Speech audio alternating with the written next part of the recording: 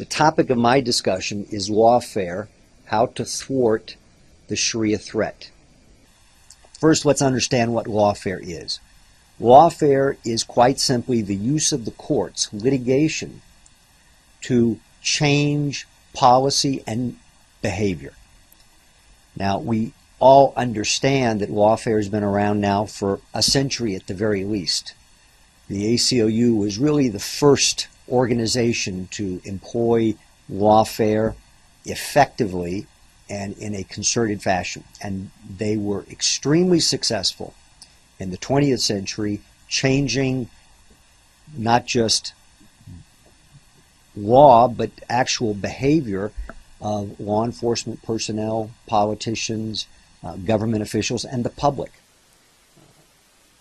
Across the board, ACLU's success through litigation and through staged litigation, not just litigation that came, as it were, fortuitously, but litigation that they literally set up and managed so that they could achieve the policy end that they were seeking to achieve. With the success of the ACLU toward the latter part of the 20th century, certainly by the 80s and 90s, we had many of the conservative groups, and especially groups that are represented here, Jay Sekulow's ACLJ, the Alliance Defense Fund, the Thomas More Law Center, Christian public interest law firms, conservative public interest law firms, and of course other progressive and left-wing public interest law firms fighting on behalf of the environment or whatever the issue was. And the reason you had this convergence in the courts is precisely because the courts provide a unique opportunity to change policy in ways that you can't do behind the scenes or in a grassroots way. We won't go through the mechanism of lawfare and why it's necessarily more effective, because it's only, my time is fairly limited. But the aspect to lawfare that we should focus on is what is the purpose in the context of fighting the Sharia threat, and what makes this particular battle space unique and different from the other battle spaces that we find ourselves in the conservative side. So we might ask ourselves, is the lawfare fight against Sharia different from, for example, the standard First Amendment free exercise issue that might be raised by a Christian public interest law firm? First of all, lawfare seeks to effect a strategic and a tactical end. Strategically, lawfare seeks to literally change the law through rulings in court. So if you challenge, for example, as we have in our lawsuit against the administration and Obamacare, we literally hope to change the law by getting the Supreme Court of the United States to hold that Obamacare was unconstitutional. Similarly, we sued the Treasury and the Fed for the takeover of AIG, which was the largest Sharia-compliant insurance company in the world. Our argument there being that the government cannot be in the business of promoting Sharia insurance because that is a violation of the Establishment Clause. And if the courts ultimately rule in our favor, and we are now, our case has been fully briefed in the Sixth Circuit, we're simply waiting for oral argument, we will have changed the law as to what the government can and cannot do in the realm of Sharia finance. So those are the kind of strategic changes. Tactically, you seek to change people's behavior. Now, this is where the lawfare that we are engaged in is not merely defensive. We're not simply defending individuals' rights. We've done that. We've done it for Pamela Geller, of course. We've done it for the Center for Security Policy. We've done it for many organizations and individuals.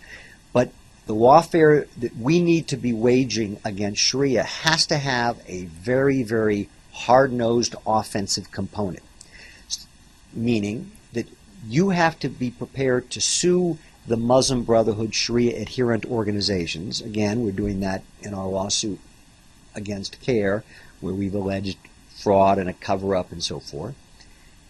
in order that the next time they think about having to deal with you in the public domain or even in the private domain, they're going to modify their behavior because they have to calculate, just like we do on our side with the threat of lawsuits, defamation, or whatever it may be. They have to calculate what is the cost of this litigation. What is it going to do to our public image? How much is it going to cost for legal fees? And how long are we going to be tied up in court, in depositions, in dealing with discovery? Those kinds of decisions, that calculus by the bad guys, will change behavior in the same way we know it changes our behavior. That is to say, the good guys will oftentimes not write a book, modify an op-ed, use a different term out of fear of being sued, out of fear of ending up subpoenaed in some litigation. The same calculus operates on the side of the Sharia adherents. I want to address now the question for the lawyers in the room, for the representatives of public interest law firms. The question that they have to confront: is this battle space an area of lawfare that they are prepared to enter? They can't take that decision lightly. They have to weigh both the cost, we'll talk about that, both financial and reputational. They have to weigh the impact it's going to have on their constituency, typically their donor base. They're going to have to weigh the personal cost of what amounts to a very, very acrimonious, publicly hostile arena. Let's cover, for this part of my talk, the factors that must be considered by attorneys who think about defending or prosecuting a litigation involving the Sharia threat. First of all, the typical public interest law firm is not fact intensive. The facts are pretty straightforward, and you're more or less arguing over whether or not the facts as they are agreed upon by the parties violates the Constitution or not, typically the First Amendment. In this area, the battles tend to be extremely fact intensive. Our litigation, for example, against AIG required us to do discovery on AIG through third-party subpoenas with subsidiaries all over the world, including in Muslim countries, with Arabic documents. We had to deal with all of those logistical issues. So you have extremely fact-intensive cases, which means you're going to expend a lot of attorney and paralegal resource time in these matters. The second element, which is different from your typical case, is that you are going to be attacked viciously. You will be attacked professionally by the Muslim Brotherhood and the progressive left, who have joined hands in this battle space. You know, when we fight in the standard First Amendment, pro-life, Christian issues, you're attacked by the left, but things still remain fairly civil, although it is true that in the pro-life area it can get nasty as well.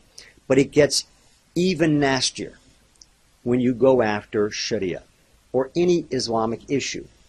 The Islamophobia narrative machine gins up, and you will be called every name in the book. There will be bar complaints waged, sanctions sought. It is the standard operating procedure. And by the way, discovery never goes easy. You fight for everything. So the litigation itself is not atypical if you're a hardcore litigator, but it is hardcore litigation. There is nothing buttoned down about this. This is roll up your sleeves. You're going to get bloodied, but at the end of the day, you hope to draw more blood than you've lost. The other aspect which is different in this litigation is you can't simply be an expert in the First Amendment. That won't cut it.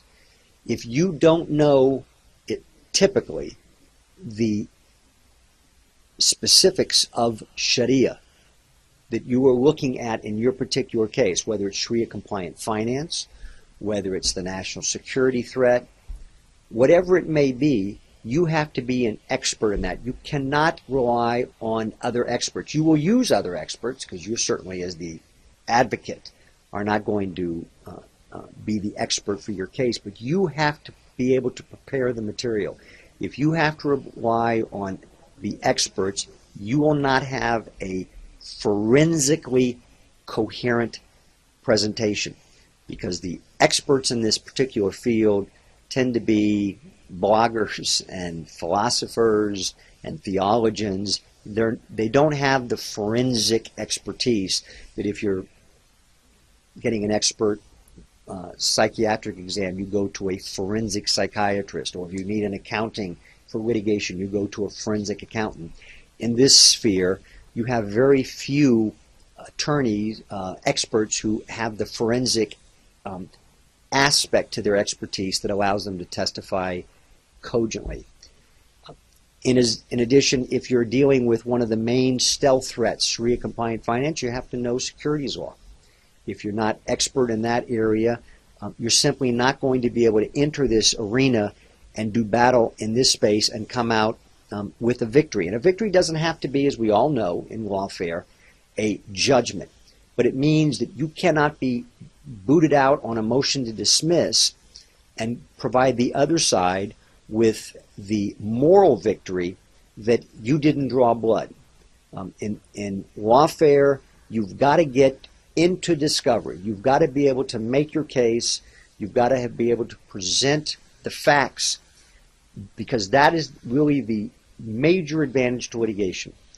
In court, even if you have a progressive judge, the facts create a level playing field.